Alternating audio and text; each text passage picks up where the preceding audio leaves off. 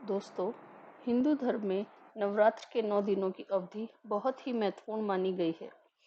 प्रत्येक वर्ष आश्विन मास के शुक्ल पक्ष की प्रतिपदा तिथि से शारदीय नवरात्र की शुरुआत होती है। इस साल 3 अक्टूबर से शारदीय नवरात्र का शुभ आरंभ हुआ था और महाअष्टमी का व्रत 10 अक्टूबर बृहस्पतिवार के दिन किया जाएगा। शारदीय नवरात्रि के 8वें दिन माँ दुर्गा के 8वें स्वरूप माँ महागौरी की पूजा होती है और नवरात्र की इस अष्टमी तिथि को महाअष्टमी या दुर्गा अष्टमी के नाम से भी जाना जाता है। इस दिन बहुत से लोग कन्या पूजन भी करते हैं। माता के भक्त जो पूरे 9 दिन व्रत नहीं रख पाते हैं, वे भी प्रतिपदा और अष्टमी तिथि को व्रत रखते हैं। माँ महागौरी की पूजा करने से सभी पापों से मुक्ति मिलती है और अखंड सुहाग के साथ सौभाग्य की प्राप्ति होती है।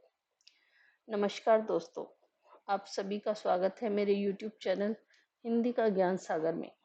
कैसे हैं आप सब? आशा करती हूँ आप सब स्वस्थ होंगे, व्यस्त होंगे और मस्त होंगे। दोस्तों, देखते ही देखते नवरात्र अपने समापन पे आ रहे हैं। कल अष्टमी तिथि है और कल महागौरी की पूजा होती है। आइए सबसे पहले हम माँ महागौरी के स्वरूप के बारे में जानते हैं। माँ का यह स्वरूप बेहद शांत, बहुत ही उज्जवल, कोमल और श्वेत वर्ण का है। माँ के श्वेत वर्ण की उपमा शंख, चंद्र और कुंद के फूल से दी गई है। माता महागौरी को श्वेत रंग बहुत ही पसंद है, इसीलिए इनके आभूषण और वस्त्र भी सफेद रंग के हैं और इन्हें श्वेतांबर धरा भी कहा जाता है। देवी महागौरी को गायन संगीत भी बहुत प्रिय है।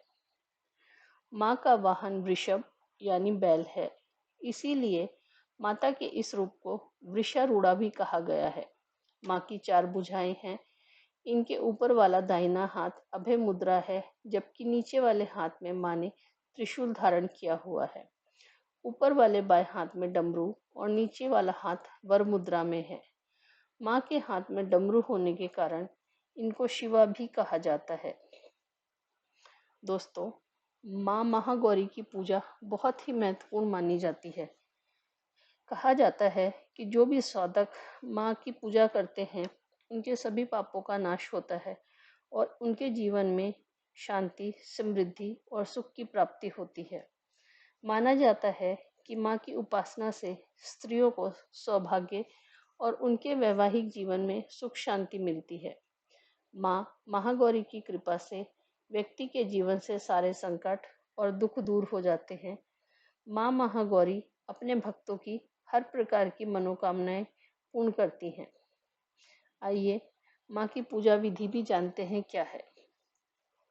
अष्टमी तिथि के दिन साधक को सुबह जल्दी उठकर स्नान आदि से निवृत्त होने के बाद साफ स्वच्छ वस्त्र धारण करके पूजा स्थल को साफ करना चाहिए और फिर वहाँ माँ की प्रतिमा स्थापित करनी चाहिए।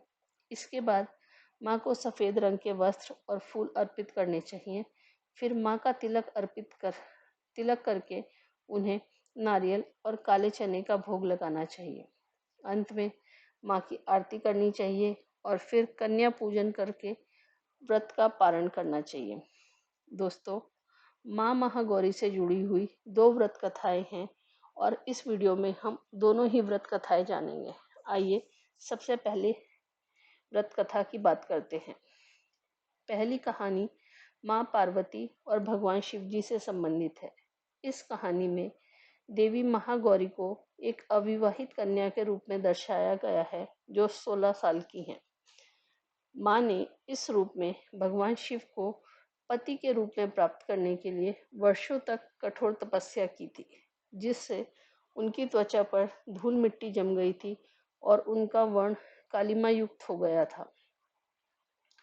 माँ महागौरी की इस कठोर तपस्या से महादेव बहुत प्रसन्न हुए और उन्होंने देवी महागौरी को विवाह का वचन दिया। इसके बाद जल से माँ पार्वती की मिट्टी और धूल को साफ किया गया, जिससे उनका वर्ण पुनः श्वेत रंग का हो गया। गौर वर्ण की होने की वजह से उनका नाम महागौरी पड़ा। माँ महागौरी से संबंधित दूसरी कथा के अनुसार शुंभ और निशुंभ नाम के दो राक्षस पृथ्वी पर बहुत आतंक मचा रहे थे और लोगों को परेशान कर रहे थे। इन राक्षसों का अंत केवल देवी ही कर सकती थी। तब भगवान ब्रह्मा जी की सलाह पर भगवान शिव ने देवी पार्वती की त्वचा को काला कर दिया। देवी पार्वती ने अपना रूप रंग फिर से प्राप्त करने के लिए घोर तपस्या की। तब भगवान महादेव ने उनकी तपस्या से प्रसन्न होकर उन्हें मानसरोवर में स्नान करने की सलाह दी। मानसरोवर के जल में स्नान करने से देवी पार्वती की काली छवि फिर से श्वेत हो गई। माता के इस रूप को कौशिकी भी कहा गया है। दोस्तों, बहुत से भक्त अष्टमी के दिन कन्या पूजन करते हैं, जिसे दुर्गा अष्टमी कन्या पूजन कहा जाता है। आइए इसकी भी विधि जान लेते हैं। शारदीय नवरात्रि की अष्टमी तिथि के दिन कन्या पूजन किया जाता है, जिसमें घर पर 9 कन्याओं को आदर पूर्वक आमंत्रित कर कर उनकी पूजा की जाती है। सबसे पहले कन्याओं के पैर धुलाए जाते हैं, फिर उनको आदर सम्मान के साथ बिठाकर उनका तिलक करा जाता है, उनकी आरती की जाती है और उसके बाद उन्हें हलवा, खीर और पूड़ी का भोग लगाया जाता है और उसके साथ ही अपनी सामर्थ्य अनुसार दक्षिणा देकर उन्हें आदर पूर्वक घर से विदा करा जाता है। मान्यता है कि नवरात्रि के अष्टमी वाले दिन कन्या पूजन करने से मां भगवती प्रसन्न होती हैं और भक्तों के सभी दुख दर्द दूर हो जाते हैं। अगर अष्टमी तिथि को 9 कन्याएं ना भी मिले तो आप 2 कन्याओं को जिमा कर भी माँ की पूजा अर्चना कर सकते हैं, या फिर आप मंदिर में जाकर भी कन्याओं को भोग लगा सकते हैं। दोस्तों, महाअष्टमी पर बनाया हुआ ये वीडियो अगर आपको पसंद आया हो तो मेरे चैनल को लाइक, शेयर और सब्सक्राइब अवश्य कीजिएगा। आप सभी का अपना इतना कीमती समय देकर मेरा वीडियो देखने के लिए और मुझे सपोर्ट करने के लिए आपका दिल से धन्यवाद अदा करती हूँ। आपका दिन शुभ हो और माता रानी आप पर, आपके परिवार पर असीम कृपा बनाकर रखें। धन्यवाद।